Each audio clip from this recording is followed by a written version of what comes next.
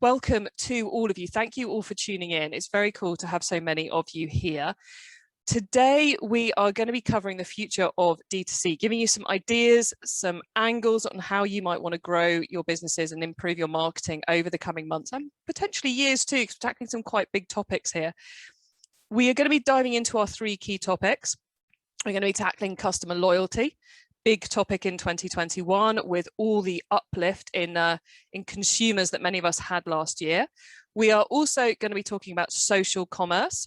So exactly what that is, we're going to start off with, and then we're also going to get into how you can take advantage of it and some of the things which are coming down the line.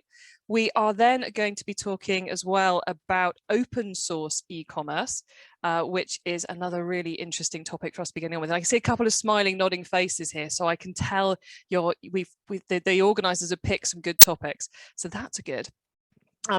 As some of you will have heard me say earlier, we are going to be running for about 45 minutes discussions with the panelists. That is, for those of you who are eating alongside it, that is time for you to eat and get the eating out the way before we go into the open Q&A session for about half an hour at the end where you get to ask your questions. Now, do start putting those in the chat box as you come up with them.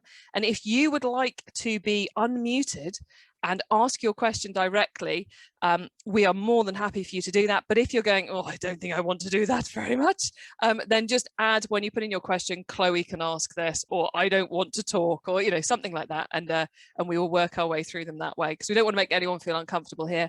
As I said earlier, it is great having so many of you with your video on, but could totally understand if today is not the day for turning the video on. Now, as those questions are coming in, if there's something which fits really well with what myself and the panelists are talking about, we will drop that in as we go. So that's another good reason for adding your questions on the chat box as we go. And is everyone okay with the tech? If anyone's having any tech issues, drop those in the chat box now, because we'd like to solve those. Probably going to be Laura solving those rather than me, but yeah, Laura's nodding. It is going to be Laura solving those rather than me. But if you add those in the chat box, we will do our best to sort any of them out for you. No one's chatting, so it sounds like everyone's okay with their Zoom connection today. Okay, in a moment or two, we are going to be unmuting the panelists so we can start the discussion. We are going to keep all of the rest of you muted for the time being. What I suggest you do is go to the top right-hand corner of your Zoom screen and change the view to speaker view, which I think Laura's forced us all into speaker view at the moment, but that's the one. If it flicks off, I suggest you all go back to speaker view so as you can see who's speaking at any one time, because that's going to be far more useful than seeing, I don't know, blank screen or someone who's eating toast. So speaker view is the one we're recommending today. Right, enjoy your brunch, submit your questions, and it's time I was joined by Alex, Vicky and Ollie. Hello guys, how are you all doing this morning? Good, thank you.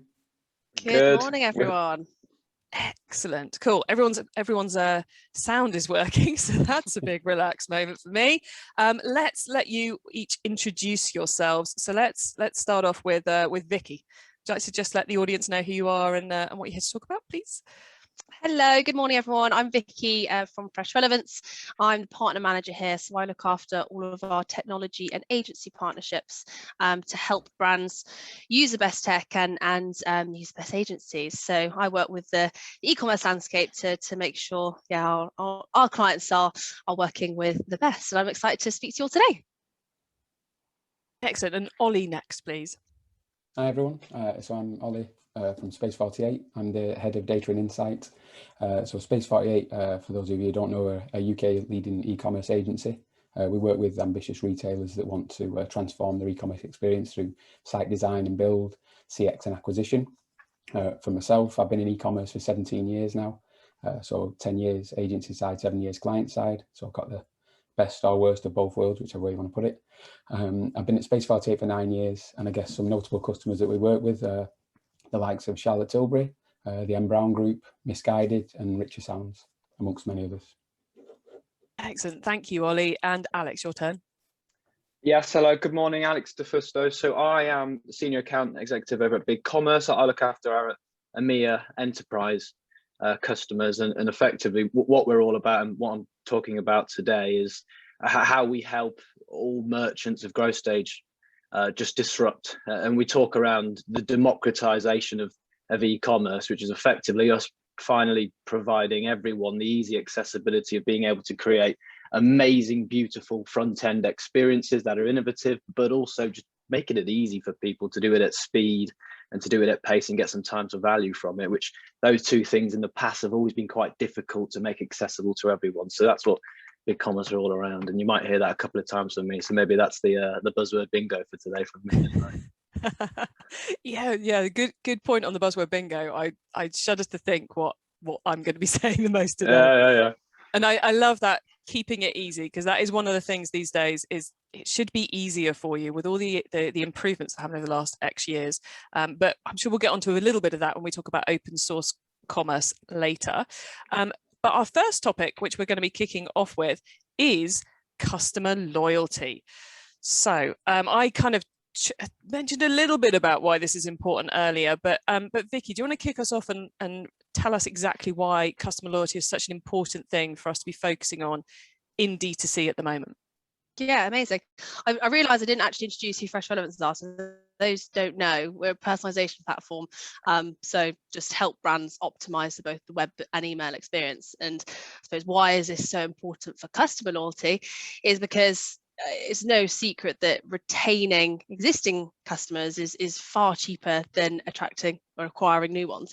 It's actually 5 times more expensive with that quick acquisition cost than just nurturing and looking after your loyal customer base. And why is it so important? I mean, from the year we've all just lived through, tighter budgets, an ever expanding pool of competitors, changing consumer behavior, it's more important than ever that we listen to what our customers are doing, and really having an eye on the data to be able to react quickly, and to give them the experience that they deserve, and they will keep coming back to you time and time again. I love that you mentioned data there, because I always think that's kind of one of the big differences between customer acquisition and customer retention, is that you need the data, but you can do so much more because of the data. And I think for me, that's one of the reasons I think it's become more of a talking point after the last 12 months that we've had. Would you agree that is that something you're seeing with your clients, is that they're more interested in the loyalty aspect because of that hugely greater amount of data they've now got, Vicky? 100%. I mean, yeah, consumer behavior has changed. People have come on shopping online for the first time ever. So we've got to understand these people, how they want to be communicated with, how they want the experience to look on site. But then also habits changed. Habitual loyalty almost went out the window because our whole lives were turned upside down for the year. So really looking at how customers are reacting with a brand, where they are at what time, and then listening to what they want from a brand is really, really important. And we actually did a survey at the end of last year looking at customer loyalty and how it has changed over the last year. And 3 pillars came out of it, which I think is really nice to shape an e-commerce strategy, but also a loyalty strategy. First being convenience, second being communication, and third being customer incentives. So the 3 broad topics, but I think there's some really, and I can go into it, there's some tactics under all 3 that can really break it down and just make it just thinking for that customer and what they want from the experience. Well, I definitely want to dive into those 3 areas sooner or later on this session, but we should probably hear a little bit from Alex and Ollie as well on this sort of topic before we dive into them. So maybe we'll come back to those if we have time in this section. If not, we'll come back to them, I suspect, in our 30-minute open Q&A at the end. So if any of you particularly want to hear about those, chuck it in the chat, and then I will know that you're voting for us to come back to that, and it's not just me and Vicky voting for it. Alex, from your perspective, how have you seen customers kind of really digging into this customer loyalty area this year? Well, I've seen an interesting quote from one of our merchants, and they were talking around, internet retailers these days should think more like a media company. And media companies don't necessarily have customers, they have segments which they provide to, whether you're Spotify, Netflix, or any other type of media company, right? That you've got different segments in which they see, and therefore, depending on what segment you are as a consumer, you will see a very different version of your media company that you're engaging with compared to a different one. So I just quite like that quote, because again, it comes back to data, it comes back to personalization, it comes back to, content is king. And to the next point around, my opinion, and I'm pretty sure most people will agree, loyalty and customer service is a lot more than just providing you with a voucher code because you've done something wrong. That content first value add type engagement, where it isn't just all around giving a promotion and giving a discount. It's very much more some form of value add source of information that's right for me and my segment only, which I apply to, instead of I've called into a service center, I've got an issue, and because of that, they've just given me 10% coupon code, which is the wrong type of loyalty, right? It's the value add content first approach, which is a lot more than just a race to the bottom line of providing a discount. So they're the kind of things that some of our merchants talk around, which I definitely agree with, and I see in my personal life. Yeah, me too. And I think so far we've had the comms side of loyalty covered and the customer service side of loyalty covered. But it's not just about that communication. I'm guessing there's quite a lot going on with websites at the moment. So Ollie, from your perspective, are you seeing certain pieces of tech becoming more exciting for customers, or different approaches to web that are building loyalty? Yeah, definitely. I mean, I think, Alex and Vicky have made really good points there in terms of the importance of customer services in comms, because it starts from that point anyway, especially when you're talking about post-purchase and things like that, and the nurturing that goes on before the next purchase happens. But in terms of the type of tech, then, I don't want to point to the too obvious, but loyalty programs and loyalty schemes are going to be really important as part of it. It keeps customers sticky to, coming back to you time and time again. But in fairness, that is... it depends on the industry, it depends on the vertical.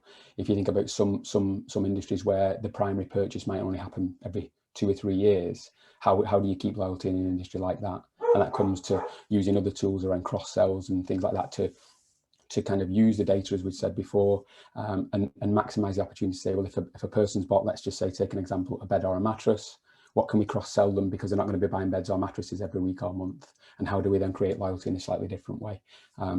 And there are lots of tools around loyalty programs and utilizing email and personalization that allow you to do that right for, as Alex mentioned, the right segments of customers, depending on purchase habits or browsing habits and things like that. Yeah, I think the question I always like to ask, which apologies for this one, Ollie, but I'm going to ask this for all three of you. So do jump in, whoever wants to answer on it. And it kind of fits into something else I think is quite important, is where loyalty starts, and do you need a loyalty program? Because I think a few retailers are falling into the trap of going, oh God, everyone's talking about customer loyalty, we'll embed a loyalty program and we can tick that box and forget about it. So what would you guys say in terms of where the focus on loyalty should start and what we should be doing first, I suppose?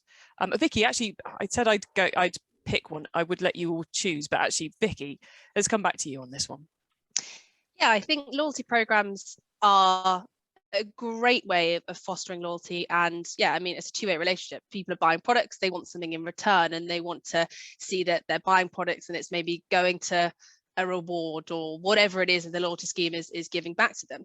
But as I say, the three pillars, customer incentives is only one part. So think of convenience. If your website is hard to navigate, the mobile experience is frustrating, then you're going to end up frustrating customers, and then they're going to leave and go to a competitor. So the convenience pillar, I think, is almost essential, making that website really dynamic and make that customer feel understood. So when they come back, the whole homepage is personalized based on what they were previously looking at.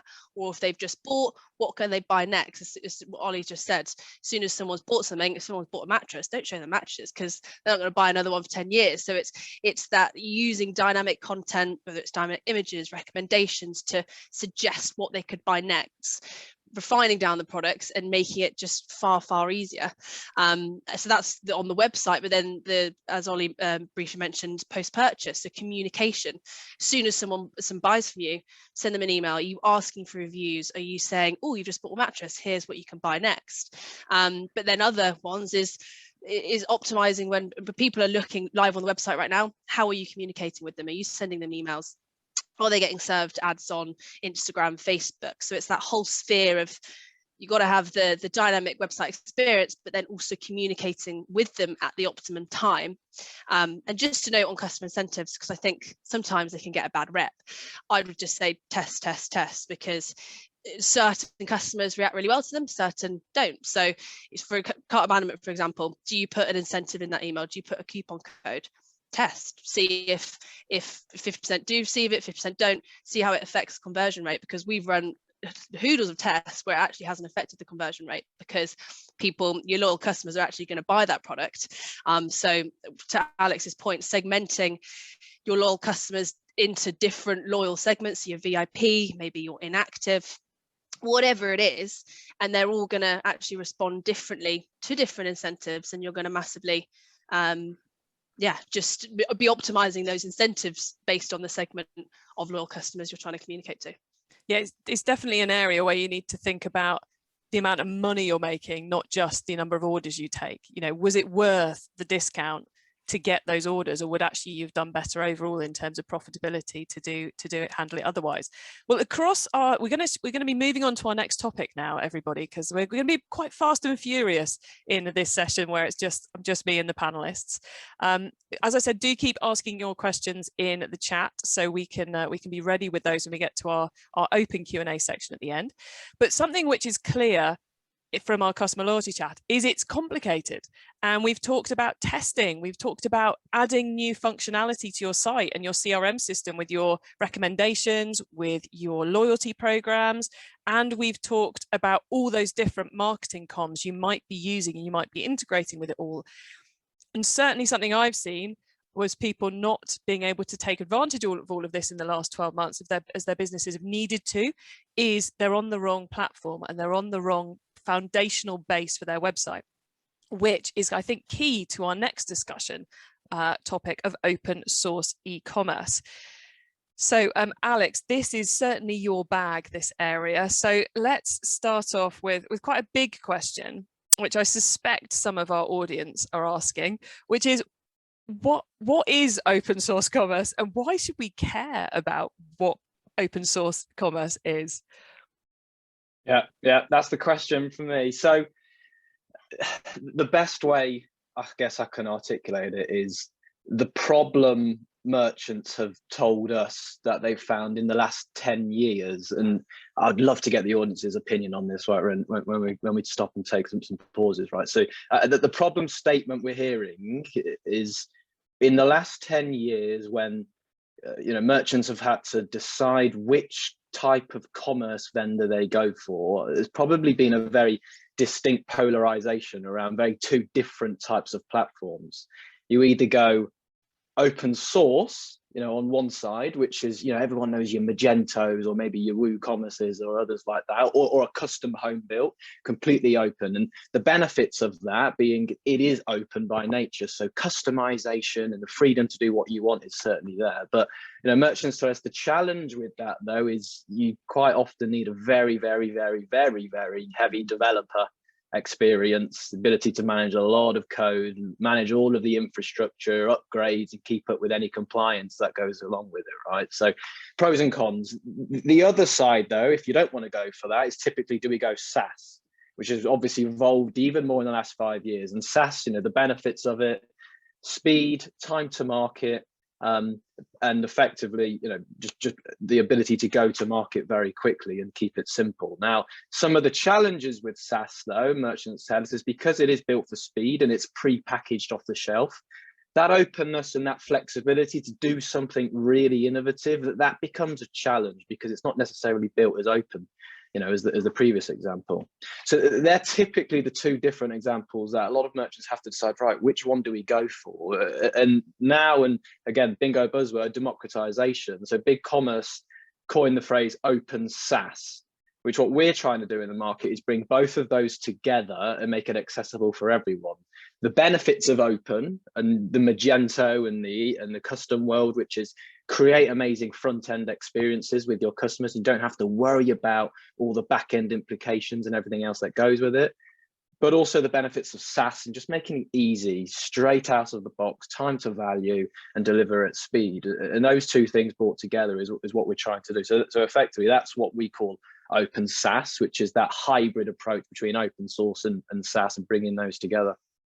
I love that, because I like you, I've come across many a brand who are on a highly complicated setup that requires them doing a lot of the heavy lifting because they felt like that was the right place to do, but actually by doing that they've given away too many opportunities, or who are at the other end of the stream who actually have too complicated a business for it and they're missing out on opportunities. So to have an option in the middle clearly is going to be the right choice for some people. But I find often the problem is that people haven't properly worked out what the right solution was for them in the first place. So have you got any tips for anyone who's thinking of that re-platform, or who's just frustrated with their existing platform, on how they work out what's right for their brand? Because it's a personal choice, isn't it? There is no, you know, that option's right for some people, that option's right for some people, and this option's right for some people. So how do they go about working out what the right option for them is? Yeah, fair enough. And you probably want to think, you know, two things. What's the customer experience you want to give, and what type of channels and how different and innovative does it need to be? And I see the stat on Internet Retailer Top 250, there are 10 channels on average that people can access a brand these days. So I'd probably think about how unique do you want to be in terms of how many omni-channel touch points? And then the point two is just how much skill do you have internally? If you are highly skilled, highly resourced, and just love the ability just to code and be custom, then maybe that open source option is the right thing. But if you're not that and you have less skill, you know, time to value and SaaS might be a better option. But again, it's, are you willing to have the trade-off of less openness? So if you do want something in the middle, that's where, you know, a big commerce step in. I'd probably say what is really interesting as a stat, though, is we call it the third generation of commerce, which is first generation, home built, build it yourself, DIY. Second generation is what we call the monolith, which is some of these big companies that, you know, people would have heard of from an enterprise scale that provide a commerce suite of functionality all in one. But now is all about the third generation of commerce, which is effectively how we separate front end and back end, so you can just deliver at speed. And interestingly, our CEO Brent Bell talks around in that second generation, people were buying commerce systems specifically because people like Amazon were, you know, taking site traffic away from them. So it's right, how can we build a fantastic website which will compete with Amazon and bring people back onto our site? And we've actually said, you know what, we want to do the opposite.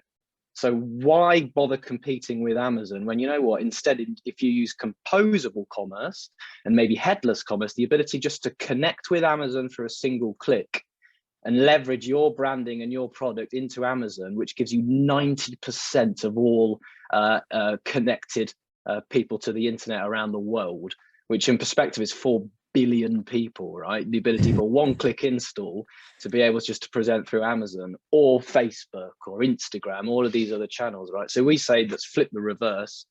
No, don't try and compete, but let's leverage what they've done as first mover advantage and just connect through a one click install and have that increased site traffic. So summarize on that point is, you know, do you want that type of experience? To do that experience, you're gonna have to be very nimble, agile, composable, and look for integrations. Or are you skilled yourself and potentially go around the DIY route?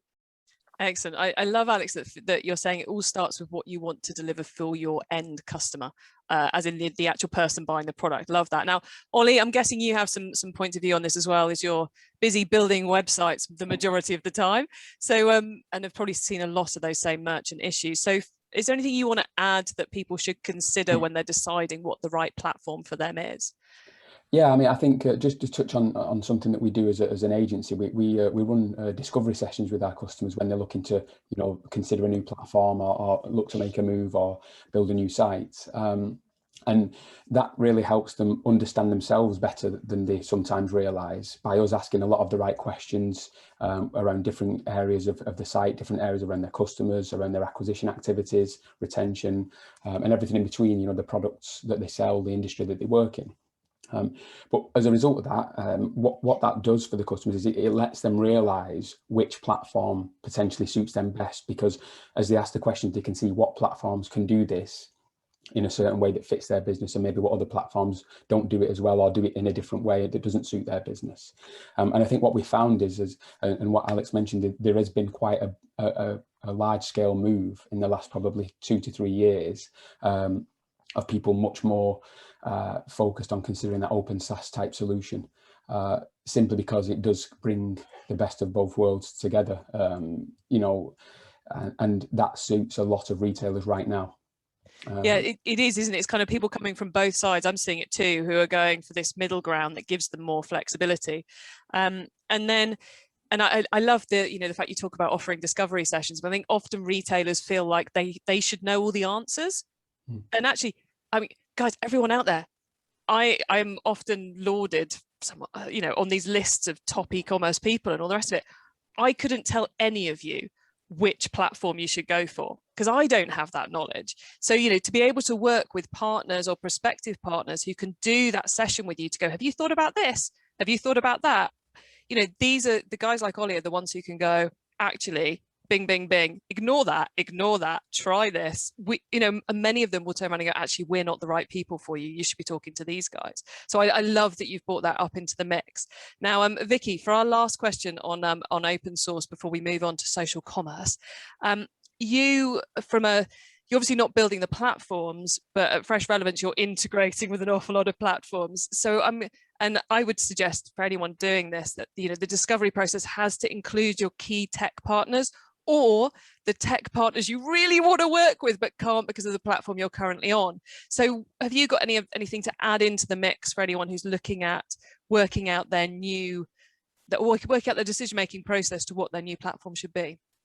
Yeah, to be completely honest, in terms of our platform, because we're a front-end integration, it doesn't matter what platform people are on, because the content is the way it renders. It wouldn't, even if it's custom built, BigCommerce, Shopify, it's the same. So in terms of how we work with sites, it actually doesn't matter. So not to throw a curveball in, but yeah, it's definitely something to consider. I know obviously ESPs have back-end integrations, but the beauty of a personalization provider is we sit on top of the website, and we gather that browsing and transactional history from the front end.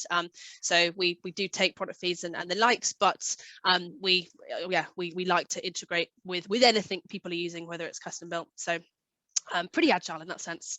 Excellent. What's worth calling out, Chloe, to add to that, though, is this third generation of commerce. Part of the theory is no one provider, you know, is right for everything anymore because of the speed of innovation, right? Neither are BigCommerce. We cannot say that we can absolutely master in every functionality, whether it's front end, whether it's back end, whether it's payments, whether it's fulfillment, order management, and, you know, the list goes on. By the time this call finishes, there's probably a few more innovations that have just been released, right, in the world of e-com.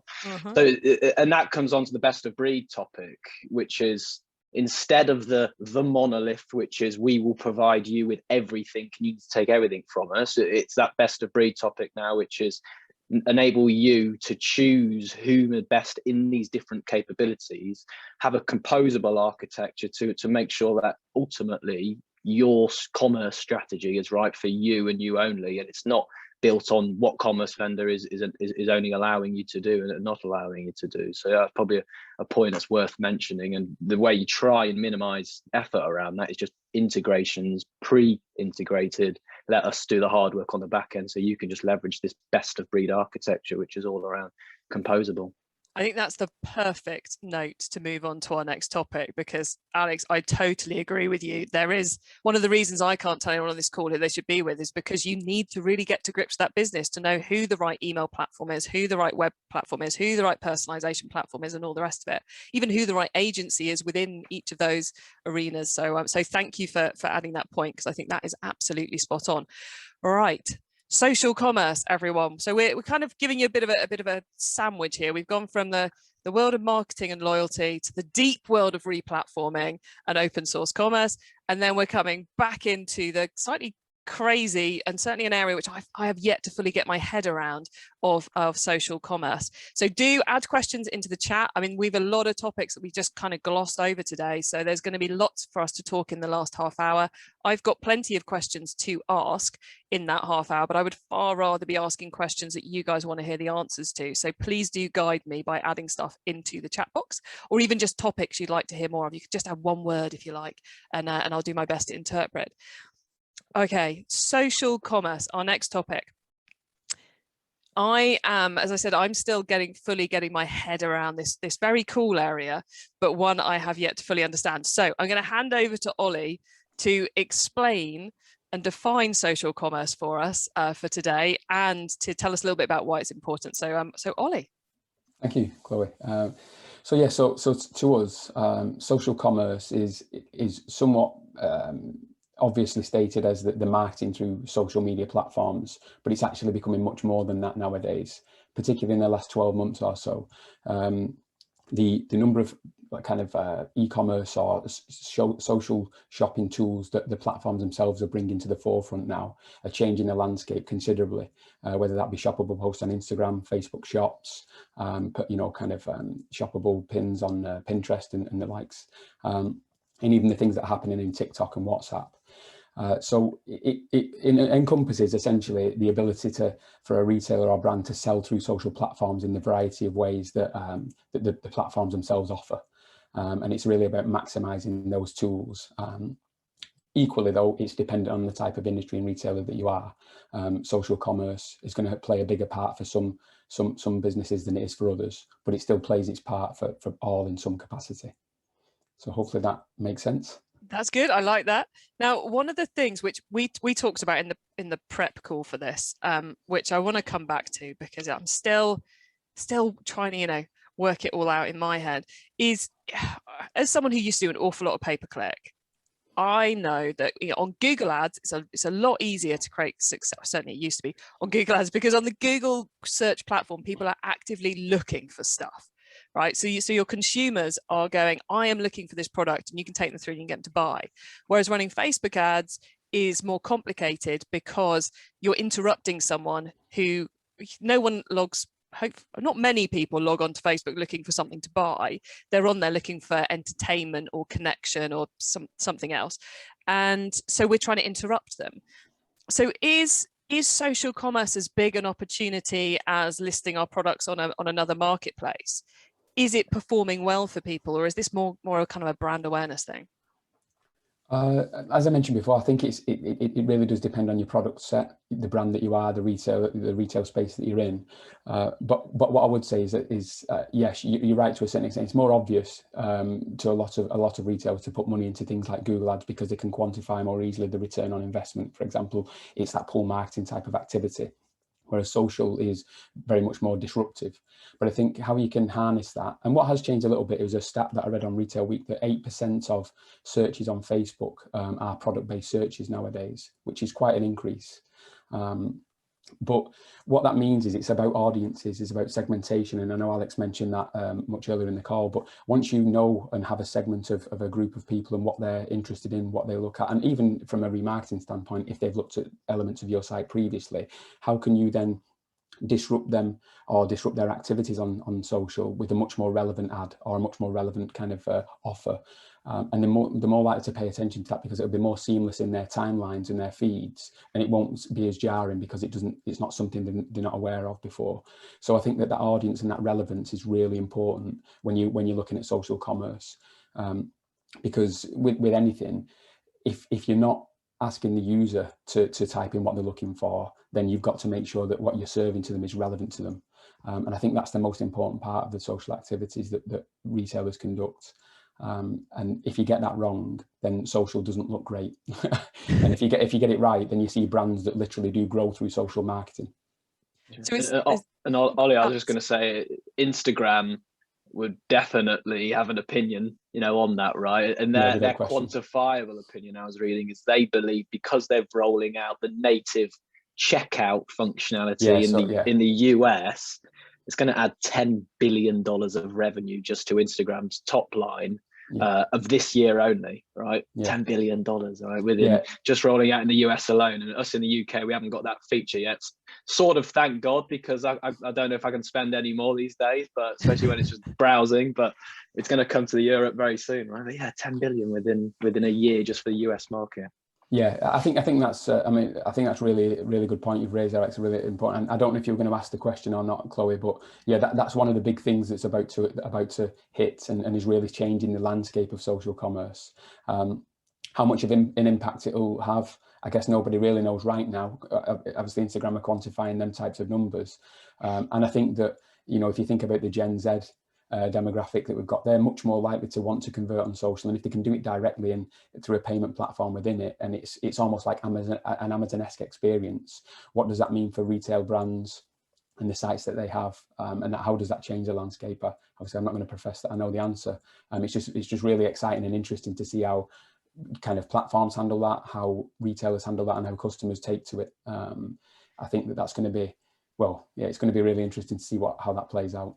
Yeah, it asks so many questions, and it's one of those times when I'm so glad I'm in the UK, not in the US, because we can let them be the case study and the guinea pigs and see how the consumers behave and see how the, you know, the nuts and bolts of it work. Because I know back when I was client side, my first question would be, who owns the customer? Are they my customer, or is it like more of an Amazon scenario where I'm just taking the money and dispatching it? And how does that fit for my brand? But then at the end of the day, if that's where the consumer wants to buy, that's where the consumer wants to buy. But I want to bring Vicky in at this point and kind of come back to that segmentation piece, because I thought that was a really interesting point that Ollie was making earlier around, with the social selling, the social commerce, we start with our existing customer base. Is that something you've been seeing people doing, Vicky? Yeah, 100%. Because yeah, I mean, with the rise of social commerce, if we can get the ads getting to the people and showing them the right content, then you're going to you're going to massively make your social commerce channel even more effective because you're getting them on there. So yeah, a way that we work with brands to do that is pulling segments and the analytical side of all the data we collect. So not just looking at transactional history, so what people have bought, because really that's almost out of date. We want to be looking at what they're looking at right now, what they're browsing, what they haven't yet bought. So we can pull segments of people that have been browsing a particular brand, a particular category, but haven't bought in the last 30 days. So that's people that are active right now. They are ready to buy, but they just need that extra push. They maybe need that ad on Instagram, they need that ad on Facebook. So what we do is all the data we collect, we pull that segment, and then the client can use it in whichever social channel they're looking. But yeah, it just, the possibilities is endless, really. It's what segments you want to pull on. Is it category based? Is it brand based? Is it if they've a VIP customer, or if they're a high spender or a low spender? However you want to segment your customers, we can pull it based on browsing, and you're going to massively increase the relevancy of the ads, as Ollie was saying. Sorry, done the ultimate Zoom error of leaving myself muted there. Sorry, everybody. I was looking at what I need to tell you next. So thank you very much for that answer, Vicky. And yeah, it's in many ways, it just kind of adds yet more to the complexity of what you guys as retailers have to deal with these days. It just every month it seems to get more complicated, which I guess means it all comes back to something I think we've been talking about throughout this, which is working out what's right for your brand, what's right for your customers. We are going to switch into the open forum and ask getting your questions asked. I can see we've had a few different questions coming in, which really nicely are coming from all different angles, which is brilliant. Please do keep adding those questions in the chat box. I'm sure that there are going to be more questions coming in. I'm sure that you will also have questions that are sparked after this when you go back to your desks, or carry on with the afternoon and go, oh gosh, I wish I could have done that, when you go and check some of your stats and then come back with questions. So Laura is right now adding in the chat box, so she's smiling, so she is, the contact details of each of our panelists. So if you've got questions that you have for them, and because I'm also sure there's some questions you don't want to ask in the open forum, because I know if we were doing this event in the real world, the second we stop, you guys some of you will be running up to Alex, Ollie and Vicky going, I've got a question for you. So you can send those to them. They'll be around on email most of today, and obviously, onwards to answer those questions for you. So that's going to be coming out up in the chat. Oh, there we go. email addresses galore in the chat box for you there. So do grab those right now so as you can do follow up later. Just copy and paste it out, and they'll be available to do your one-on-one questions later on today. And I knew there was something else I had to tell you all. The replay is going to be available for you early next week if you want to re-watch this session with your team. You know, if you're going, gosh, I wish such so-and-so would be watching this, or I've been trying to persuade the CEO about X for a while, he really needs to see the section on open source, then you've got that video next week to do that. And Fresh Relevance are producing a summary blog as well, which you can refer back to too. But all that will be coming up to you via email early next week. Okay, so questions are coming in, which is great. We are going to move to that section now. So, which question do we go to first? I think we'll go to a quick, hopefully a quick one. And the first one that came in, which is from Rob Hayday. Thank you, Rob. Rob, did you want to ask your question? Give me a thumbs up or a thumbs down. Did you want to be unmuted and ask your question, or did you? Yes, we got a thumbs up. Laura, could you please unmute Rob and we'll let him ask his question. Rob, Rob, it's all yours. Yeah, thanks. Yeah, I was just curious to see if, like talking about cherry picking the best bits from different companies, whether anyone has thoughts on the pricing for doing that, because even just joining a new company or taking on a new service provider, it's, you know, there's onboarding costs and things like that. So is our service providers reacting to that kind of plan in their pricing? I don't mind taking that if you want, Chloe. Yeah, I thought you might, Alex. Not the first time we've heard it, Rob. So okay, and it's the right question to ask. So in answer to your question, yes, I definitely see the industry moving that way. I wouldn't say it's moved, but it's moving that way to be composable, right? Because the challenge is, once you start to build that best of breed ecosystem, you want to obviously limit costs, because you do have third parties to work with. And what we've seen is, if you are on a monolith and one of the slightly larger but older commerce providers, and you decide to, let's say, go for a headless tool on top of it because you want a brand new customer front end and across any different channel, paying a monolith price plus another CMS or something like that, it gets expensive. So yeah, we are definitely seeing more of a composable price based on that, all right, whether it's different components or if it's just better, much advantageous commercials, because let's say you're going to take a core commerce engine only and then start to build building blocks. So I would say, yeah, it's moving that way. Something I've seen in that space, which I think kind of fits, it's not how they're pricing models, but I'm seeing SaaS companies and e-commerce software companies being an awful lot happier to help you with migrations. That's something which, I know a lot of the email platforms are now, yeah, we'll help you migrate from anywhere and we'll take that legwork, because that is often the big barrier, is the migration effort internally, not just the pricing. Vicky, Ollie, did you have anything you wanted to add to that one, or should we go for the next question? Or Vicky's reaching for the mute button. Oh yeah, I would just say that, yeah, I think definitely it's a, yeah, in terms of personalization platforms, if someone is using a competitor, then we're very agile and flexible. That, yeah, it is the migration, and they obviously don't want to lose all the data that they've got that's been working so well elsewhere, and they want to migrate over and use it from day one, which we're totally mindful of, because yeah, more data means we can hit the ground running straight away. I think it's just a case by case and what the business needs are right now, and how we can get you the ROI in the next 2 to 3 months to cover the cost of what the investment is. But yeah, I think making sure the migration phase is seamless is 100% one of our biggest priorities to make it easy. Excellent. Okay, Rob, does that answer your questions? yes, Your question, yeah. even. Excellent. Thank you, Rob. Okay, the next question we're going to go to is the one from Katie Deegan, which is about luxury. Katie, I can't see you at the moment. Hold on, let me change my view so I can see you. Would you like to let me know whether you want to ask your question, thumbs up, or yay? Oh, I love the engagement we're getting today. Okay, Laura, could you please, oh, there we go. Katie, would you like to ask your question? Hi, sure. Yeah, my question was around, I'm really looking for ideas, I think, on luxury loyalty strategies and how you can really implement quicker and easier tactics with customer loyalty within the luxury space, where it's a little bit harder. I was mentioning like social currency works really well in general, but it's very costly and takes a lot of time to implement. So I was wondering what your thoughts are on like quick and easy implementation for loyalty strategies. Yeah, Katie, just before we dive into the answer on that one, what's your brand so we can make this as useful as possible for you? What are you guys selling? Louis Vuitton, the luxury bags. Yeah, I'll jump in there.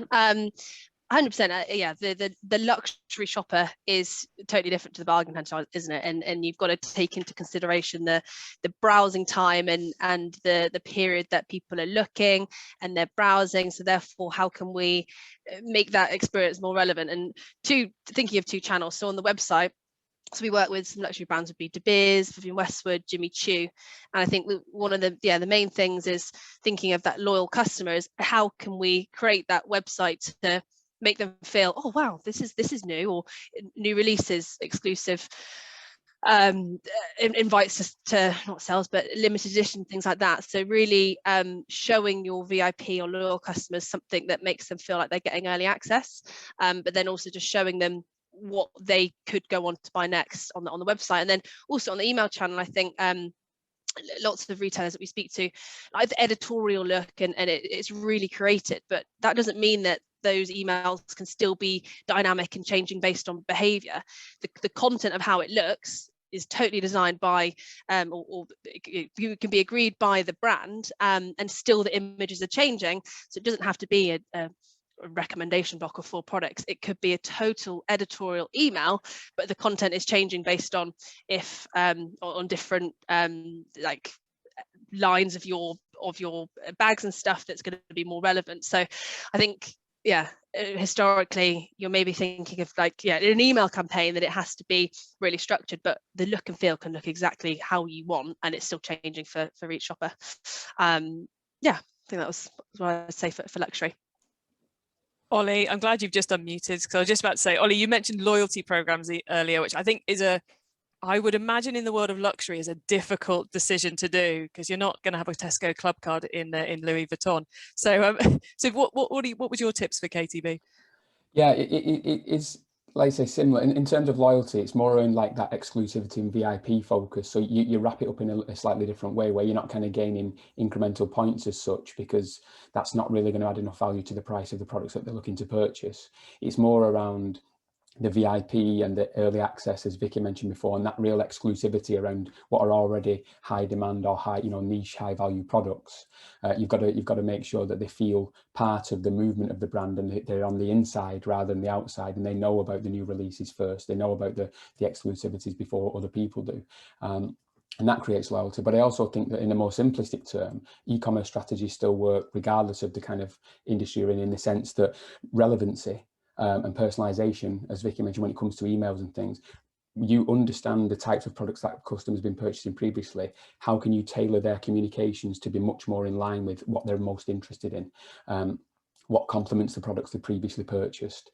That kind of stuff really drives loyalty in that space. We did quite a lot of work with Charlotte Tilbury in a similar way, and that's a little bit different because there's a lot of high repeat orders there because of the type of product it is. It's obviously makeup and cosmetics, but they were very focused on the look itself and selling the look, but then offering up other looks that complement that and other products that complement that, and then more importantly providing how-to guides, advice, and continued kind of reinforcement through content about why these are great products and why you should continue to buy these and newer ones, like you say, bestsellers, new releases, and it's really about driving that a more personal feel for that type of shopper, because they're making a more considered purchase. It typically costs more than the average bag, for example, and you want to make sure that they feel they're making the right decision, and then when that happens, how do you complement that thereafter? After that first purchase, driving loyalty is about relevancy, personalization, and making them feel part of something bigger.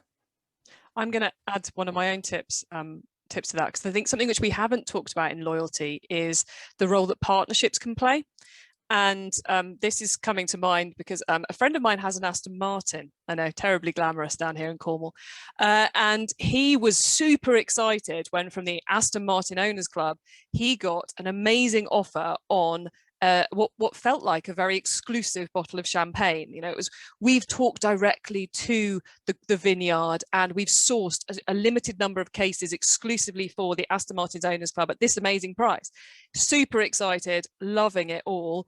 Price matched it at Tesco, exact bottle, £5 a bottle cheaper at Tesco on the same day he got the email from Aston. That was a big fail on the partnership front, but up until he price checked it, he was totally in love with Aston at that moment because he's a wine buff and it really fitted. So I think there's a role of, you know, of partnerships that can be played in there, which, you know, are a great way of building loyalty with customers in that luxury space, and to be fair, in any space. Okay, we're going to go to the next question, which is a bit more of a quick fire one that's come in from, it's kind of a practical quick fire one, which has come in from Mark O'Donnell. Mark, did you want to ask this? This is the question about ranking the SaaS platforms. Do you want to ask this one, or shall I go through it? Thumbs up, thumbs down. Thumbs up, yeah, Mark's going to ask this one. Okay, can we, there we go. I was trying to unmute myself. I didn't realize that somebody else had to do it for me. Yeah, so it's just, if we take like the well-known e-commerce platforms and kind of rank them on the scale that you're using between SaaS and full open source, and kind of just plot them along from the most kind of stringent SaaS, least options, quickest to market, to the most open source, the most that you can do, but the most that you need to spend to do it, kind of. Well, now I'm just going to add to this. There are obviously an awfully large number. So if we'd certainly less than 10 and just a quick fire one end to the other would be great, because I suspect a lot of people go, I think it's just a really good way for people to get their head around the SaaS and the open source and the rest of it. So Alex, I think we'll just let you answer this one, if that's okay. Yeah, we'll keep it high level, but hopefully answer the question. And the first point to mention is there is no right answer, right? It's all based on your preference, how you are set up as a business, and therefore, you know, which type of vendor is right for you. I'd say the open source model, Magento, right? Magento sort of coined the open source model. They've been around the industry a long time and have provided a lot of value probably over the last decade, if not 20 years. And I'd also say open source model, Magento, WooCommerce to a level where it's more of a plugin, but the open source ability, again, to work with that type of customization and code. So that's that end of the spectrum. And again, merchants say love the creative and openness. Challenge, however, is that total cost of ownership, and are you going to be able to manage all that custom code and deliver at speed? That other end of the SaaS model, probably everyone on the call, you know Shopify, right? So Shopify, very good in terms of delivering speed to market, templatized approach, typically for your startups and SMBs just wanting to get going. And then again, benefits is all of those points. Slight challenge people are telling us when the people move from Shopify to BigCommerce is just that openness, that flexibility, moving from an SMB to more of an enterprise and wanting different payment options, different front ends, different channels, best of breed type approaches. That's where it can become difficult. So I'd probably say that they're probably the leaders whenever you think open or SaaS. And yeah, where we sit is the open SaaS model, right, which is the BigCommerce part in the middle. Very nice answer. Thank you, Alex. I know that we could have spent an hour plotting them on and got a whiteboard up and all the rest of it, but we'll keep it simple. But I hope that's just helped everyone get in their heads how these three spaces play out. Right. One of the things I love about these open Q&A sessions is I get to fully mix up the topics and go from one extreme to another extreme. So do keep the questions coming in. I think we could probably fill the time with what's already in the chat box, but I've got space to fit in a couple of others. The next one I want to come to is Stephen's question around TikTok. So Stephen, thumbs up, thumbs down. Do you want to ask your question? He's in. He's unmuted and asking. Okay, Stephen, it's all yours. Well, it wasn't so much a question as more a statement.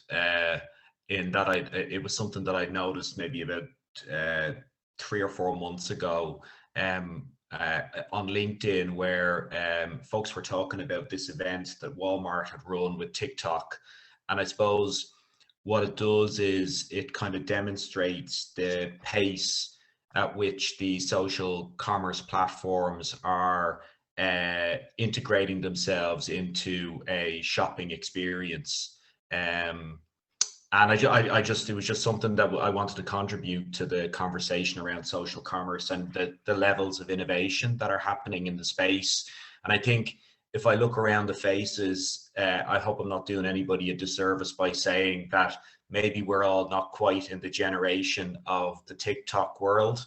And so, you know, it can be quite easy for us to ignore what's happening underneath us or behind us.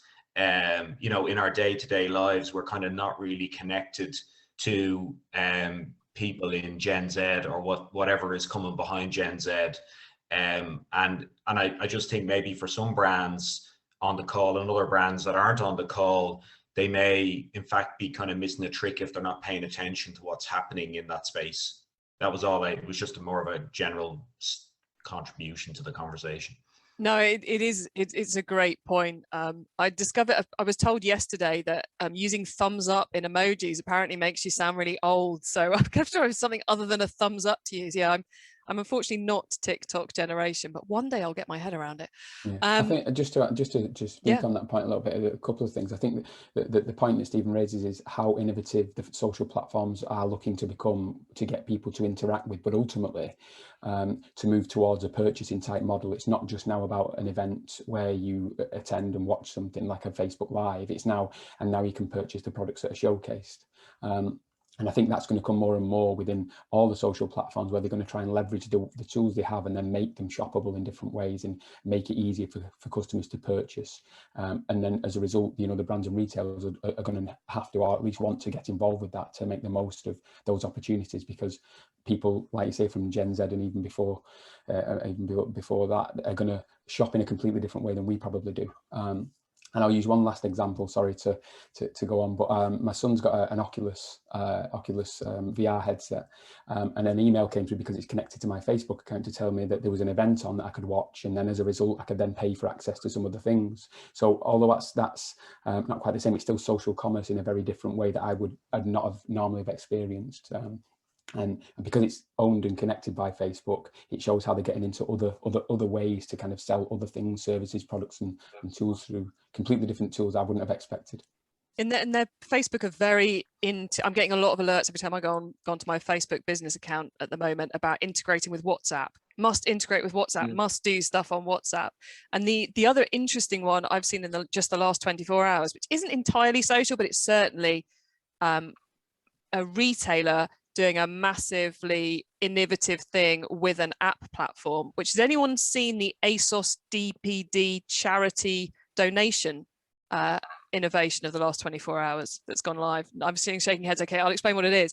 I've seen this on Twitter. I haven't yet had time to go and play around with it, but ASOS have teamed up with DPD, I assume as a branding strategy. Like I said, I haven't dived in to work out the ins and outs, to create a functionality in the DPD app where you can get DPD to come and pick up clothes you don't want anymore, and they will then take them on your behalf to one of 4 different charities as part of a, you know, sustainable fashion, which I just thought is a really clever thing to do on multiple levels. Great for DPD because I haven't yet downloaded their app, but I will be in the next 24 hours to try this out.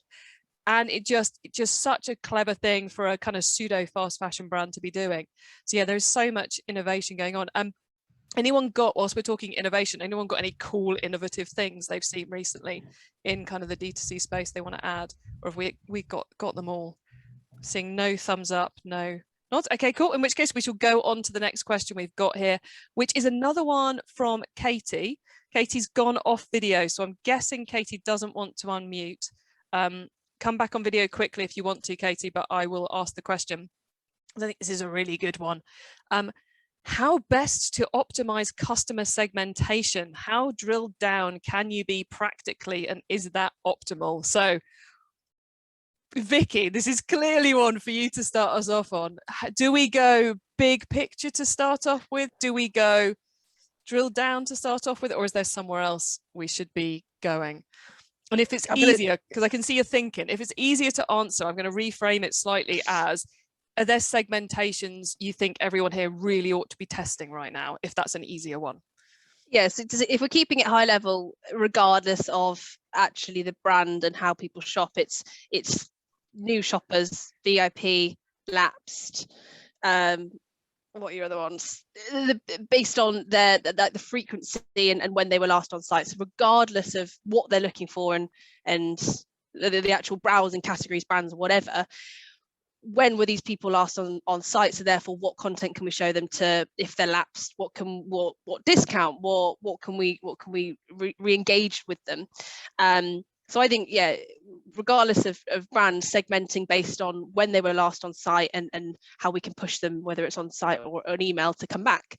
But then second to that is, are there key segments that you already segment in your email marketing that you want to increase the relevancy and test some different bits of content on? But then I suppose it's, so take another step back, if you haven't got those segments already, looking at the data of the customer base and really knuckling down and how we can segment this more. So a bit of an annoying answer there, but I think high level frequency of when they were last on, and then if you've got some key segments, or just segmenting based on browsing, brand, categories, age, where they are in the world, all those sorts of things come into play as well. No, I like that, because I've been learning about some new segmentation options on a few platforms recently, and my inner geek is going, ooh, we could do something really clever. But actually then it's always good to get the reminder that actually it's the broad stuff. Start with the big stuff that's going to make the biggest difference, rather than going kind of for the teeny tiny. That kind of is the second stage. Alex, Ollie, anything I can see Ollie, I think, wants to jump in with some tips here. I think, I think on top of that, I think it's, if you can determine through segmentation where a potential user is in the journey to purchase. So an obvious indicator is kind of like they've been to basket but abandoned. That's obviously a highly valuable audience set, because they are pretty much close to purchase but didn't quite get there for whatever reason. So I think combining them types of segments that Vicky was talking about with, if we can determine where they are in the journey to purchase, is real key indicators from an e-commerce standpoint as to how valuable them potential audiences are, the closer they are to look to arrive at purchase, if that makes sense. Cool. And there's a question which I think we're going to round off with, which we didn't get to ask earlier, which I really, really wanted to ask. We've run out of time, which is around social proof, which is one of my favorite marketing tactics to use. So how would you? So first off, Vicky, just want to outline what social proof is, because I must not assume that everyone knows what we're talking about here. So Vicky, just want to outline it for us, please? Yeah, there's two elements to it. It's using ratings and reviews across the journey to show the top rated products, to show the service reviews, and we integrate with rating review platforms to, if you've got a recommendation block, put the star rating there, filter on the homepage, only show your 5-star rated products, or have got a review count over 50. So you can really refine down with reviews to show the top products. But then also another element is popularity and scarcity messaging. So to build trust and to make it more the urgency and fear of missing out, show how many people are on site or how many left in stock to get people excited. Or we need to act now because it's going to go otherwise. So there's two elements there, and I suppose, how does it affect loyalty? It's just both tactics. The reason you do it is to build trust, is to get people excited, it's to show the heartbeat of the website. We can't go into, well, we can now, we can go into stores and see how many people are looking around. It's just building excitement by showing what other people are saying about it, and then building trust and making people buy with the brand. I can see Alex nodding along a lot there. So Alex, anything you're seeing particularly clever in this space at the minute? It's exactly what has just been spoken about by Vicky. I think about that social proof point. I think my own personal perspective, why do I go on marketplaces? Because I like to see feedback. I like to understand what other people are saying. I like the variance, the choice, the option, the convenience, but that social aspect of a community telling me what they think about it and starring and everything like that, right? And that's just my own personal perspective. And what I think is probably the example or the output, the evidence is, according to the Internet Top Retailer report from last year, from all of Google's search traffic, from a consumer looking to buy, for any retail searches, marketplaces was 50% of everything searched. And pretty much, when you think about marketplaces, right, you're only talking Amazon and eBay. There's two major marketplaces. Maybe Pinterest could count as that as well in the UK, right? So two sites which 50% of Google traffic, when people are looking to buy, will go onto just those two sites. So, you know, for me, it's definitely the trend that's going that way, and social and just that proofing part of a review and a rating being a huge part with why they're doing so well.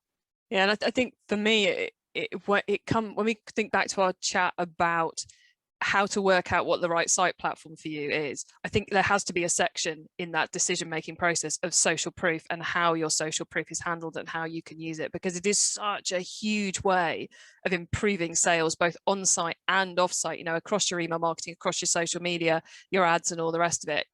There are tools out there that can make it a lot easier to manage all of it, and that's what you want to be making sure are in that platform. Ollie, anything else you'd like to add on our social proof front? I think I'd just kind of reinforce what both Vicky and Alex have said. I think social proof it goes deeper, doesn't it? It's about human psychology at that point. People want to kind of buy into the things that everybody else is excited about as well. And I think that there are a lot of tools out there that do a very good job of that now. The depth of the type of reviews you see nowadays on a variety of sites, and the kind of tools that they can easily plug into the platforms make it much easier to get a lot more social proof onto a product page or even on product listing pages, and it really helps the journey for a given given user, because that social proof is guiding them. Because, like I say, human nature is we want to kind of buy into and buy the products that other people are excited about and are buying too. And the easier that, or whichever tools make it easier to showcase that, they're always going to help conversion rates, and they're always going to help sales.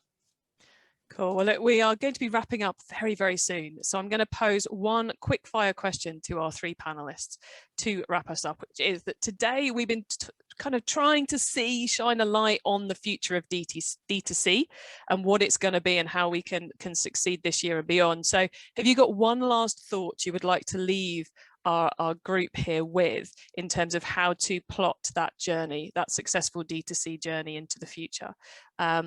I can see beard scratching going on, but so Alex, do you want to share your key takeaway, I suppose, from today, your key piece of advice? For me, you know, it comes back to what is the experience you want to provide to your customers, which I think everyone on this call knows, right? We know customer experience is king or queen, right? But I think that the bit under the hood, because I'm coming at it from more of a platform perspective, is definitely worth thinking around. Is, do you want to be in the business of having to build and go to the effort of trying to figure out how you build these connections to all these different omni-channel, you know, routes and accesses for your customers to effectively engage with you? Or do you want, you know, a partner and a partnership which actually just relieves all of that, builds them on your behalf pre-built, and enables you to actually just get what's more important, which is straight to the source of the customer, and inject commerce into where you want your customers and where they are, and effectively just remove all that time and effort. So I'd probably say that's probably a thought I definitely always encourage, right? Which is just that point around pre-building, and do you want to be in that game, or do you want to just relieve the benefits and inject commerce to where your customers are? Nice, I like it. Okay, Ollie, you're up next. What's your final thought for everybody? Cool. Yeah, I think for me, I think for e-commerce retailers, I think the key over the next 12 to 18 months is definitely going to be to understand their customers better than maybe a lot of retailers do, through actually speaking to the customers where possible and understanding them through segmentations. But then more importantly is to then take advantage and utilize the right platforms and channels and tools that best suit their customers once they understand them. Whether that be social commerce and embracing that, whether that be social proofing and a combination of things, or whether that just be email abandoned baskets. It can vary for different retailers, but I think the key is to embrace new technologies as they arrive where it's relevant for your customer experience, but it's got to come from understanding the customer and the segments of customers within the space that you sell in. Nice. Okay, another great takeaway for you. We'll take one more from Vicky. Yeah, just to build on Ollie's point there, I think, yeah, customer expectations are through the roof. So it's understanding what your customers expect from you, because it's going to vary from different brands. And then, yeah, communicating with them when they want, what channel they want, and just that whole experience, like in-store experience, I think is going to totally change. Like people want to have the brand experience when they go into stores these days. So it's mirroring that on site and making them feel understood. And then hopefully that will lead to more sales. Excellent. Well, there you go, guys. That's your 3 top takeaways from today. Thank you hugely to Vicky, Alex and Ollie for being such brilliant panelists and sharing so much good advice. Thank you to all of you for coming along and being so engaged as well. Very impressive, especially for a Friday morning.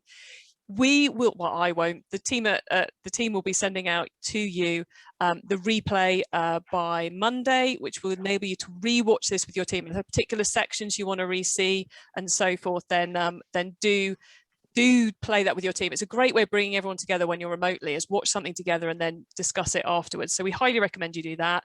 There's also going to be a summary blog as well, which we didn't come back to what I said about earlier, the 3 pillars of convenience, communication and customer incentives, which is for me is a big, oh, I want to know more about that. So my little request to Fresh Relevance would be, can you include that in the blog, please? So everyone can dive into that. But there'll be resources linked from the blog, and the blog is going to be a great place for you to go as well. So you'll get that on Monday as well.